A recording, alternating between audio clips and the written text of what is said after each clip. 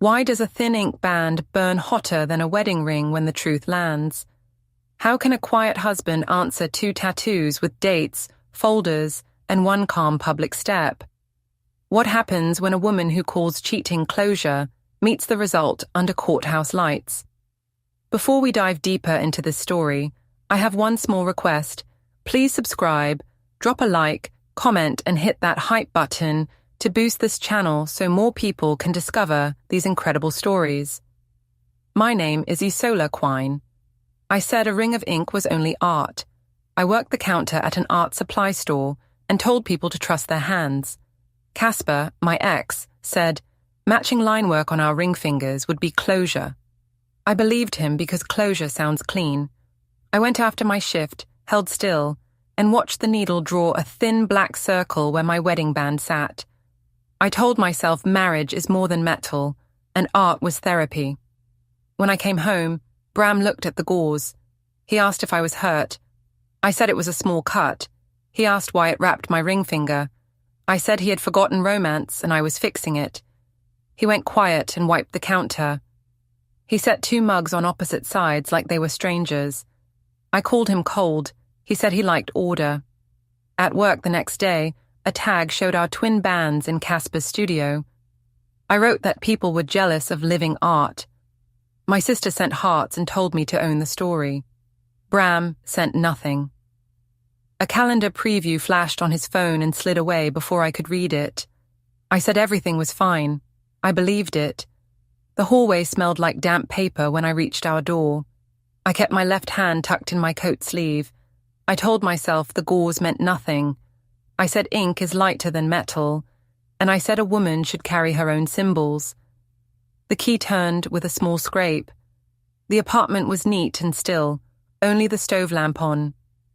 On the counter sat our 2 mugs from the thrift store, not together. His was near the fridge. Mine was by the window like a shy guest. Bram stood by the sink in a work shirt with his name patch. He looked at my sleeve and then at my face. He asked if I was hurt. I said it was a tiny cut from a box at the store. He asked why the bandage wrapped the ring finger like a present. I said, people wrap what they care about. He did not argue. He reached for the dish towel and wiped a clean circle on the counter, slow and exact. I slipped out of my coat and let the sleeve fall back. The gauze showed. I said I had been thinking about romance, and I said metal can be cold. I told him ink is warm and personal. I said I was making our love visible. He asked if our love needed Casper's studio to breathe. I said Casper is a professional and the studio has good light. He asked if I had told him I am married. I said no one wears a sign at work. The silence that followed had an edge. He set the towel down like he was laying a ruler. On the table sat the thin utilities binder. It used to lie flat. Now it was thick in the middle, glossy sleeves pressing the covers apart. I laughed and called it a scrapbook for bills. He said order helps him think. I said order is what people build when they have no imagination. He did not lift his head. He said electricity and rent care about order. I decided his voice had too much calm in it. I asked if he wanted tea. He said water is fine. I moved my mug close to his on purpose. He slid his farther away. I called him cold. He said he liked things in their places. I told him places can change if the people in them grow. He said growth without honesty is a mess with a hashtag. I walked toward the desk for a stamp because I needed to touch something that made sense. The top drawer did not move. I pulled again. Nothing. I asked if the track jammed. He said he locked it to keep important items together. I asked what items were suddenly important. He said mail, receipts, and statements. I said this was not a courtroom. He said this was a kitchen with bills. His voice stayed low, steady as a level on a plank. I tried to soften everything. I said the ink was therapy. I said I felt invisible and wanted a ring that meant me. He asked what our wedding ring had meant all this time. I said it meant the past. He said it meant a promise. I told him people change. He said promises can keep up if people tell the truth. My phone buzzed in my bag like a little bee. I ignored it. I said the internet loves women who live art. He asked if the internet lives in our house. I said it lived everywhere, and I needed to keep up. He asked if keeping up meant matching tattoos with a man who once broke my window with a love note. I said that was years ago, and I said the new line work was about closure. He asked if closure needs twins. I said he did not understand style. He looked past me to the small entry table. A calendar reminder slid across his phone face up for a breath, and then faded under his thumb. I caught the words and time. Ferry Nook, 7:20 a.m. I asked if he had breakfast plans. He said he had errands. I asked if his mother would be there. He said his days belonged to him. He turned the phone face down. I touched the edge of the gauze with my thumb and pretended it did not sting. I said he had forgotten romance and I was fixing it. He said romance is not a performance, it is care on the correct day. I said days are just numbers. He said some numbers matter because they hold faces. He looked at my hand without flinching. I felt small and loud at the same time. I opened the fridge and lifted the leftover stew he liked. I said I could heat it now. He said he was not hungry. I said we could at least share a bite and reset. He said we could speak tomorrow. I told him silence is a trick people use to look right. He said shouting is a trick people use when they are wrong. He rinsed a glass and set it on a coaster with that same slow care, as if noise would crack it. Jessa texted 3 crowns and wrote own the art. I glanced and smiled with half my mouth. I told Bram my sister understood. He said families can clap and still be wrong. I said his mother never claps, she only judges. He said his mother prefers quiet rooms. I said quiet rooms are for people with no stories. I moved closer again. I said the tattoo cost less than a date night. I said he should be grateful for a frugal wife. He said cheap damage costs more than a fine dinner. I said he was dramatic. He said I was avoiding. I lifted my bandaged hand to show confidence. He did not blink. He said he hoped I would clean it well so it would not get infected. The line felt like kindness and a warning. From the bedroom, the small shredder hummed and stopped. He said junk mail. I said junk mail does not need shredding. He said habits build calm. I said habits build boredom. He did not chase the argument. He opened the utilities binder and slid in a new sleeve. The plastic made a quiet sigh. He closed the cover and aligned it with the table's edge like measuring square. I went to the sink and washed a cup. The water ran warm. I said we should make a post together and end the chatter. He said he would not be content. I said a photo would help his image. He said he did not need rescue. I said he needed to look modern. He said he wanted to look honest. He picked up his keys and checked the front latch. He asked if I needed anything from the late shop. I said no. He said he would be up early. He did not aim a speech at me. He just said he wanted the house calm tonight. I said calm is a mask people wear when they want power. He said calm is how people keep the neighbors asleep. I stood in the doorway to the hall while he walked to the spare room. The bed in there looked used, the pillow with a crease I hadn't made. I asked if he would sleep there again. He said he needed rest. I called it punishment. He called it quiet. He closed the door without a sound. At the table, his phone lit with one soft glow. Muted, private. He let it fade. The apartment hummed with the fridge and the far traffic. I opened my bag to move my phone and pretend I had not been watching it. A new message preview slid over my screen from an unknown number. It showed a studio photo, a thin black ring, and 4 words, "Your match is live." My tongue went dry. I tapped the side button and blacked the screen. I told myself posts die fast if you do not feed them. At the entry, the latch settled as the building breathed. Unknown message preview flashes, while the spare room door closes soft and the apartment goes still. Morning turned the art supply store into bright aisles and soft footsteps. I unlocked the front doors, tied my apron, and told myself the night storm had passed. I said I could shape the day like clay. The window stickers with brush logos caught the sun. I stood at the counter and set out pens for signatures. My left hand itched under the gauze. I kept it low behind a stack of sketchbooks so the band would not show. First in were 2 teachers with a cart. They asked about classroom brushes. I smiled and said the student bundle worked fine. One teacher glanced at my hand and then at her phone. She asked if the studio tag was really me. I said the internet makes twins out of strangers. She nodded without committing. They rolled away, whispering, the way people whisper when they want you to hear and pretend not to. A teen with messy hair came to buy ink. He pointed to my ring finger and asked if it hurt. I said it was a paper cut from a shipping box. He said his sister's friend had matching rings with her boyfriend and posted the photos last night. He asked if matching was romantic or cringe. I said matching was art when adults did it right. He blinked like he didn't get the rule and paid in cash. When he left, my heart felt loud for no reason. Mr. Fenn walked past, holding a clipboard close to his chest. He said he would need a quick word later.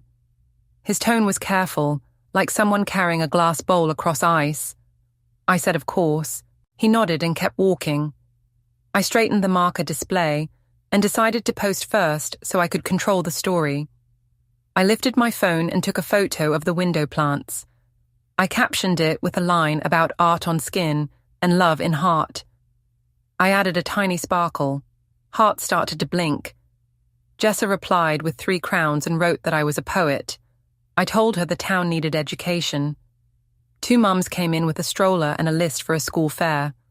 One asked if the store offered discounts to families. I said yes and gave the code.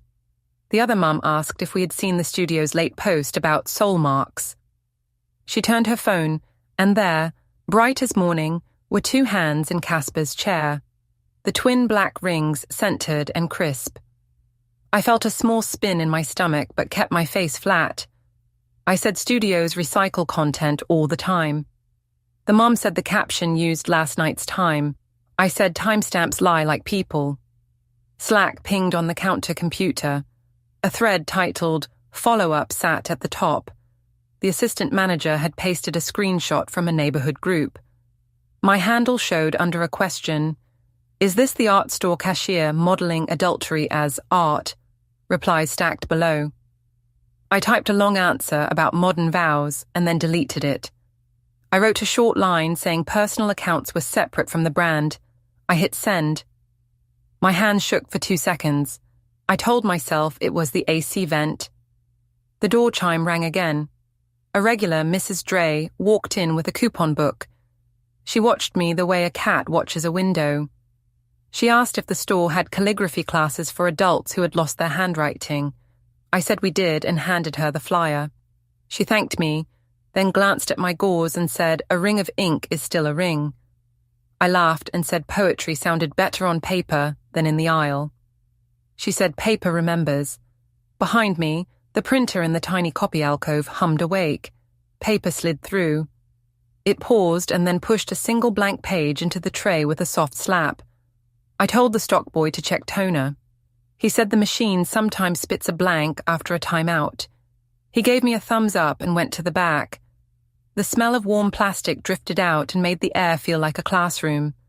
Jessa texted again with a draft caption. Explain closure. Call the tattoo therapy. Say marriage is strong. She told me to add a line about people fearing art on women. I typed posting soon and added a heart. A college kid approached the counter and asked if Posca markers bleed through thin paper.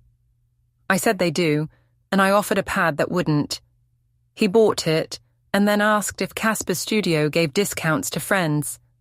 I said Casper was a professional, and the shop sold supplies, not gossip. He smiled and said the internet didn't agree.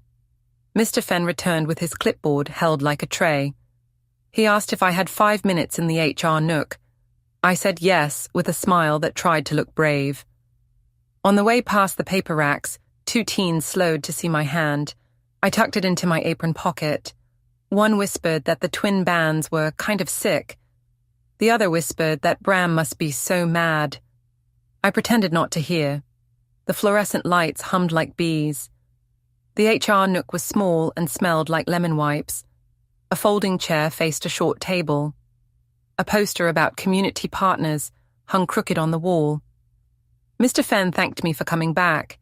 He said I keep the morning smooth, and customers like my calm voice. He said I have a good eye for displays. Then he said we'd had messages from parents and a school contact asking whether the store endorses soul mark messaging during family hours. He spoke softly, like he was smoothing tissue paper. I said my personal account was separate, and the tattoo was about healing. I said, people who judge ink do not understand art culture. He nodded and said he respected art, but families attach staff to brand. He asked if I could keep posts low for a while and avoid any new matching ring content. I said, visibility helps sales. He said trust helps sales more. He asked if everything at home was calm. I said my husband is private and consistent. I said consistency can look like cold to outsiders. He said steadiness is not cold, it is service. My phone buzzed in my apron. A new tag flashed, Casper's boomerang of our hands tapping together, thin bands touching. The caption said, "Closure looks clean." I felt heat climb my neck. I kept my face blank. I told Mr. Fenn that reposts are out of my control. He said timing matters even when control doesn't. He asked me to read a short social guidance note and share edits, so it didn't feel like a scold. I said I could shape the wording. He thanked me and slid the clipboard across. I read the draft. It asked staff to avoid public posts that could confuse the store's family reputation. No names, no examples. It was the kind of text meant to sit on a wall and keep peace. I said I could soften a few verbs to make it sound supportive. He nodded and said that would help. Back at the counter, the morning had thickened. A school bus had unloaded near the corner, and the aisles filled with small pairs of feet. I rang up glue sticks and pencil cases while my phone trembled silently every few minutes. A dad with a shaved head came up and asked if the store had tape that sticks to balloons. I showed him the pack and kept my answers brisk and sweet. He thanked me and then asked if I had considered how matching bands read to children. I said children need to learn art without fear. He said children need parents without confusion. He left without buying the tape. I checked the time. Mid-morning slid toward lunch. I opened the browser and searched for storage options, then closed the tab when footsteps approached.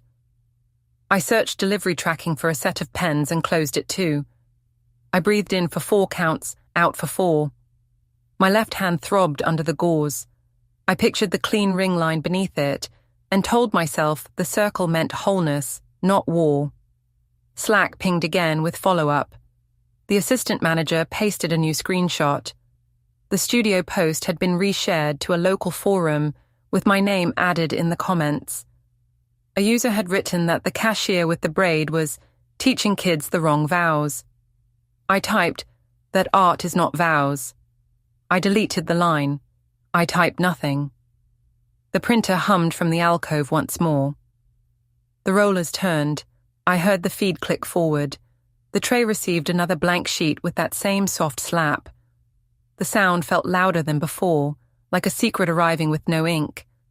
I stared through the doorway at the white page and pretended my heart did not know what it meant. Mr. Fenn appeared at my side with the clipboard and a careful face and asked if I had that 5 minutes now to finalize the guidance note. Manager asks for a quick word while the printer spools and spits a single blank page. The rooftop bar held the city like a silver tray. String lights glowed over the glass rail. Heaters hummed and made soft islands of warmth. I told myself this was the right stage for a clean reset. People from the gallery drifted up with tall drinks and thin coats. I raised my chin and let the wind move my hair. Casper leaned on the rail and said the skyline loved us. I said the night loved art. He asked if Bram would come. I said Bram hated crowds and liked routine. Casper laughed and said, routine is a small cage. I said cages are for birds that sing in kitchens. Roxana arrived in a bright jacket and kissed the air near my cheek. She said my gauze was gone and the line looked perfect. I held my hand up like a model and watched the thin black ring catch the light. She asked if the comments had turned. I said the town would learn. She said the crowd would help. She lifted her phone and told me to say one strong line. I said love is growth and growth is art. She smiled at the clip like it was money. A server passed with a tray. Casper took 2 glasses and pressed one into my palm. He said we should toast to brave skin. I said we should toast to clean stories. He nodded and tipped his glass against mine. A pair of gallery kids nearby asked if we were the Soulmark couple. I said we were a concept. They laughed and hit record. I let my shoulders relax like a poster for a perfume I could not afford. I scanned the doorway out of reflex. Bram stood by the top of the alley steps, hands in his jacket pockets, eyes steady. He did not rush. He walked to the edge of the circle and waited. He said, we should talk somewhere quiet. I said the music was soft enough. He said, 5 minutes could save us hours. I said the room needed me for one moment first. He did not fight the air. He only watched. People near the heater started to chant for a toast. Someone clapped to set a beat. The sound bounced against the glass and made me feel taller. I lifted my glass and said the ink was a vow to self, not a break from love. A woman in a red scarf asked if my husband agreed. I said my husband understood that crowds build courage. Bram said crowds build pressure. I said pressure makes diamonds. He said pressure breaks pipes. Some of the circle laughed at the word pipes. I smiled like their laughter proved me right. Casper slid closer and tapped his own ring. He said twin lines show history and healing. I said the match was closure. A man in a cap asked if closure needs 2 people or just one who wants attention. I said, attention is not a crime when truth is clear. He raised an eyebrow as if the word truth had lost its home. Roxana whispered that I needed a clean frame with faces. She told Casper to hold my hand for the camera. He raised our fingers until the bands lined up like train tracks. He filmed a short loop and showed me the screen. The boomerang made our rings kiss like coins. He said the clip would land well. I felt my stomach flip and called it excitement. Bram's voice reached me through the noise. He said we should leave and speak in private. I said I would not hide. He said privacy is not hiding, it is respect. I said respect is public support. He said support starts at home. The lines stacked between us like chairs. A young guy with a camera leaned in and asked for a quote he could subtitle. I said, modern vows grow with us, not against us. He asked if modern vows include matching rings with an X. I said modern vows include symbols that help people heal. Bram looked at the heater flame like it could hold him still. He said vows include promises that last on quiet days. I said the city did not care about quiet. He said I should. Casper laughed and told the crowd we were artists. He called Bram a practical man who did not love the show. I said the show was only light. Bram said the show costs more than light. His tone did not rise. It rested. I felt the room lean toward him without knowing why. Security pushed through the patio to clear a walkway for a catering tray. The guard said to make space. People shifted and tightened the ring at the same time. Phones rose to keep their angle. I raised my glass high and let my wrist turn so the black ring cut the heater light.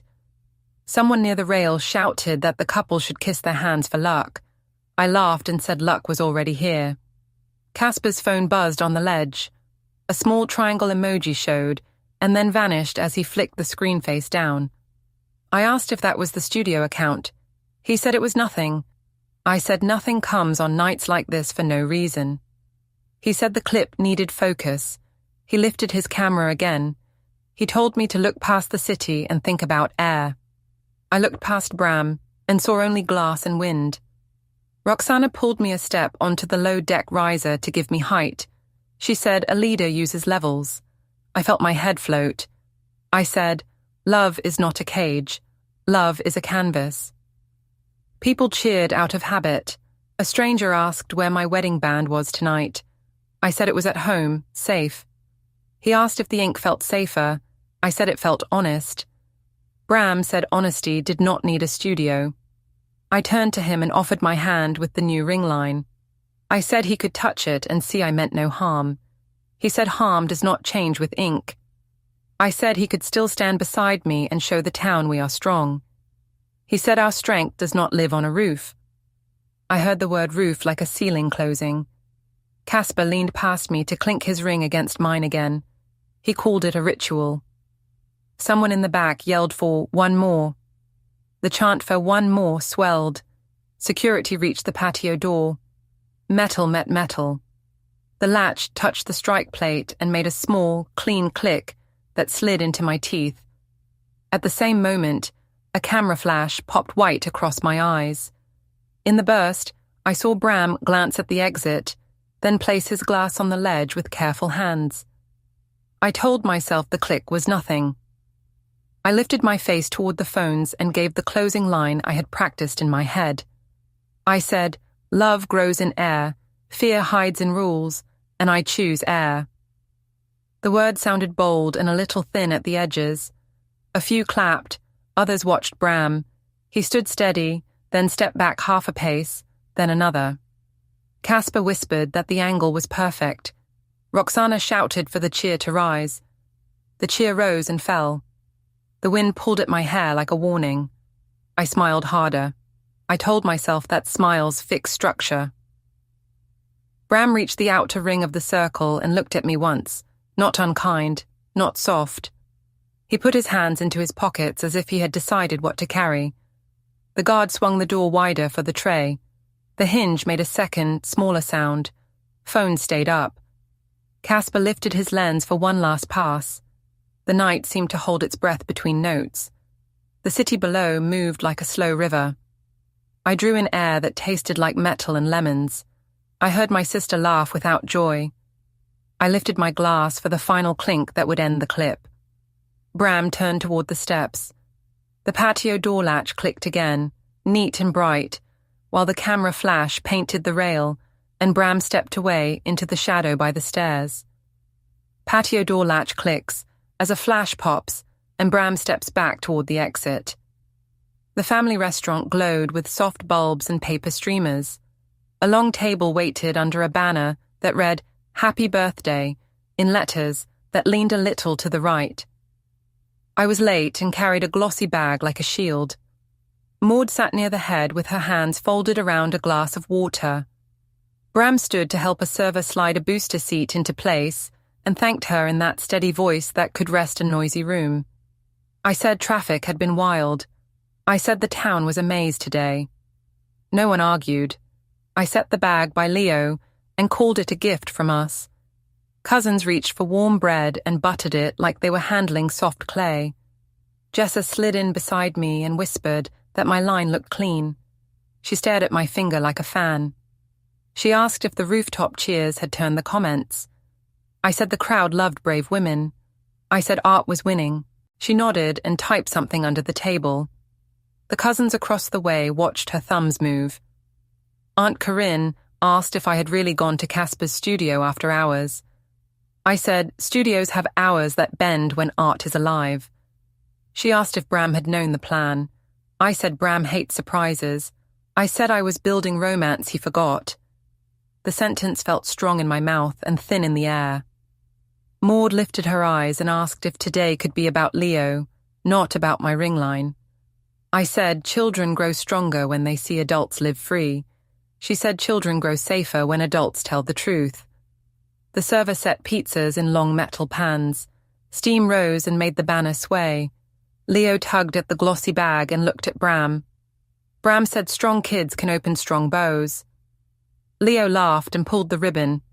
He found markers and a sketch pad and a set of stickers that shimmered like coins. He asked if I would draw with him later. I said I would show him how to make a dragon that looks like smoke. He grinned and started colouring the crown at his plate. I stood a little to give the speech I had practiced in my head. I said, love is a river, not a rule book. I said ink can be a promise to the self and still honour a marriage. A cousin asked if matching rings with an X honoured anything. I said matching was closure. Another cousin asked if closure needs two people, or just one who wants attention? I said the internet trained everyone to fear women who glow. The cousins looked at their plates. Jessa tried to help. She said my ring was art, and art keeps people brave. She added a crown with her thumb. Maud watched the crown and then looked at me. She asked if brave meant careful or loud. I said brave meant public. She said brave should also mean private when a promise is involved. Bram asked the server for napkins and thanked her again. He did not look at me. He looked at Leo's drawings like they were the center of the map. I said Bram never liked parties, so we should not pretend he cared about last night. I said birthdays can be any day if the heart is honest. Bram said he had not asked for a party, only for a candle at home. I said candles come often. He said promises do not. The words landed soft and heavy at the same time. I felt the room tip away from me, and then settle again when cutlery clinked. Leo held up his crown and asked if the circles on my finger meant I had a secret friend. He said he saw a video on his dad's phone with hands that looked like mine, and a man who was not Uncle Bram. The table went still. Forks paused in midair. Someone laughed in a small, wrong way, and then stopped. My mouth went dry and sweet at once. I said children do not know art yet. Leo asked if art means making the same ring with someone else. He looked at Bram like he wanted a safe word. Bram told him that adults sometimes make mistakes, and that care means keeping a promise when families plan a candle. His voice was gentle like a smooth rail on stairs. Leo nodded as if he could hold that line in his pocket. Jessa stared at her lap. A cousin folded a napkin 2 times, then a third. Maud placed her hand near mine on the table without touching it. She said simple truth keeps a table standing. I tried to reset the room. I said our marriage was modern and strong. I said Bram and I make our own rules because we trust each other. A cousin asked if trust was why Bram had slept in the spare room this week. I said separate sleep can be healthy. Maud asked if separate lives were next. I called her dramatic. She said she preferred exact. The lights dimmed a little. The cake came on a metal tray with 2 short candles. The teenager from the staff pulled a lighter from his apron and waited. I lifted my phone by habit to frame the smiles. Maud asked if we could have 1 minute without posts. She said Leo should remember our faces, not my followers. I set the phone down like I had wanted that all along. Bram's phone lay face up by his water. A small banner slid across. It read, Depot Steps, 1:10 p.m. He tapped it away and turned the screen over. The motion took 1 second. It stretched into 3 in my mind. I told myself depot could mean a bench, a coffee, a breath with his mother. I told myself plans can be innocent when times are soft. The server asked if we were ready to sing. We sang. The sound rose thin and kind. Leo closed his eyes to make a wish. The teenager flicked the lighter. A tiny flame tried to stand, wavered, and died. He flicked again. A soft hiss crossed the cake like a whisper. Leo giggled and said the fire was shy. Bram told him small flames need patient air. He said they live longer when you do not blow too hard. The line felt like a lesson that looked at me without saying my name. I leaned toward Maud and said the family was turning me into a villain for wanting art. She said the family wanted quiet, not a villain. I said quiet is the same as control. She said quiet is the opposite of a scene. I said I was educating the room. She said the room was tired. Jessa shifted and asked if we could go to the park after cake so the light would be pretty. She did not say for photos. She did not need to. We cut slices and passed plates. The frosting tasted like sugar, and then nothing. Cousins chewed with care. Leo drew a blue line on the crown and asked if blue was a brave color. I said all colors are brave if you make them bright. He said bright can also be loud. He did not know the weight of that line. It still landed. I tried one more time. I said the ring was for me, not for Casper. I said Casper only drew what I asked. A cousin asked if I had asked him to get the same line. I said he had wanted symmetry because artists love balance. Maud asked if I loved balance. I said I loved air. Bram wiped a small drip of frosting from the table with his thumb and set the napkin aside like it was evidence. When we stood to leave, Leo grabbed his markers and asked if Uncle Bram would push him on the swings. Bram said yes. He looked at me and said we would speak later. He did not add when. He did not add how. He held the door for his mother and for Leo and stepped into the afternoon light. Outside, the streamers over the restaurant door lifted in a small wind. The teenager with the lighter followed us to the entry and tested the wheel one more time for fun. The flame tried, hissed, and went out in a sharp, brief sound. Inside, the banner trembled. Bram's dismissed reminder, time ticked closer in my head like a quiet bell. Candle lighter hisses and goes out as Bram dismisses the Depot Steps 1:10 p.m. reminder. Night pressed against the balcony glass like a cool hand. I stepped outside and counted breaths. The city hummed under me, calm and bright. I told myself the restaurant scene would fade if I acted soft tonight. I walked back in and set my phone face down. The apartment smelled like lemon cleaner and warm paper. 2 mugs waited on opposite counters like magnets turned the wrong way. I slid mine toward his. He moved his farther away and reached for water instead. I said, distance was punishment. He said distance was space. I said space invites strangers. He said space invites air. His voice stayed even felt heavier than anger. The utilities binder sat on the table, thicker than it had ever been. I laughed and called it a museum for bills. He said order made the home safe. I flipped it open to show I was not scared.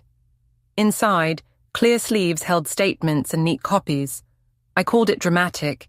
He said drama was public. This was quiet. He used that calm tone that turns walls into mirrors. I lifted my left hand and said the ring line meant I was working on us. He asked if working on us meant matching with the man who once threw pebbles at my window. I said the past was a movie, and we were in a new season. He said promises do not change with seasons. I said people do. He said he agreed, and that is why he would choose new steps. On the desk, a yellow sticky note read, "Bring forms." Beside it lay a single USB stick with today's date written in block letters. I tapped it and asked if he was doing taxes in the middle of the fall. He said he was keeping records clean. I said clean looks like court. He said clean looks like memory when people forget. He did not look at me when he said it. He looked at the mugs. His laptop screen woke to a clean desktop tree. 2 folders sat there with names like signs on tidy streets, Archive A and Archive B. A CloudSync pop-up slid up and said, "File uploaded successfully." I asked what he was saving. He said, "Household history." I said, "History is a trap for people who cannot handle the moment." He said the moment can ride inside the file if you give it a name. The guest bed down the hall looked used again. A crease on the pillow. The blanket folded back one careful hand. I said the spare room was punishment. He said the spare room was sleep. I said sleep was a message. He said sleep was sleep. He picked up the blanket and smoothed the fold. He moved like a person who had decided to avoid storms by building better drains. My phone buzzed with a message from Jessa. 3 crowns and a line about owning the city. I typed that I was tired and then deleted it. A second buzz came from Casper. A small triangle and the word later. I swiped it away. Bram watched my face and said nothing. He put on headphones and made a short call with the serious tone people use when they want clear notes.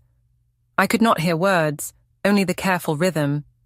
When he hung up, he thanked me for waiting.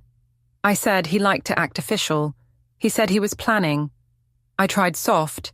I said I had felt small and the rooftop had made me feel alive. He said life does not need an audience to be true. I said a single peace photo would stop the talk and help his image. He said he would not be content. I said his silence made me carry all the weight. He said he could carry his own life, not my performance. He opened a spreadsheet. Only initials and dates filled the columns. I asked what the letters meant. He said places and days. I said it was creepy. He said it was a map. When I leaned closer, he minimized the sheet. He did not hurry. He moved like a man closing a window before rain. From the corner, the shredder gave a short hum and stopped. He said junk mail. I said junk mail does not need a shredder. He said good habits build calm. He gathered the mail stack and flipped each piece with 2 fingers, then placed one envelope back under the rest like he was filing air. The smell of printer toner still hung from earlier, a faint ghost of heat. I said Maud was stirring him up. He said Maud had asked for quiet. I said she had always wanted me smaller. He said she wanted the house clean. I said I was the artist, and artists raise houses into museums. He said children need homes, not exhibits. The line landed like a small door closing. He checked his phone. A pale alarm glowed on the screen. Paper drop 6:18 a.m. He dismissed it. I asked what paper drop meant. He said errands. I asked if errands were better with committees. He said he managed his own lists. A second banner flashed. Meeting. Personal. He silenced that too. He set the phone face down so the glass showed only the lamp. We drove to the storage unit because he said he needed to check something. The corridor was cool and smelled like dust and metal. He rolled up the door and clicked on a small lamp that made a little island of yellow. On the shelf sat 3 white binders in a row. Home, auto, bank. He opened bank and flipped through plastic sleeves. The pages held months like pressed leaves. A clipboard rested on the shelf, with a single word at the top in his tidy print. Statement. No letterhead, no numbers, only that word. I called it overkill.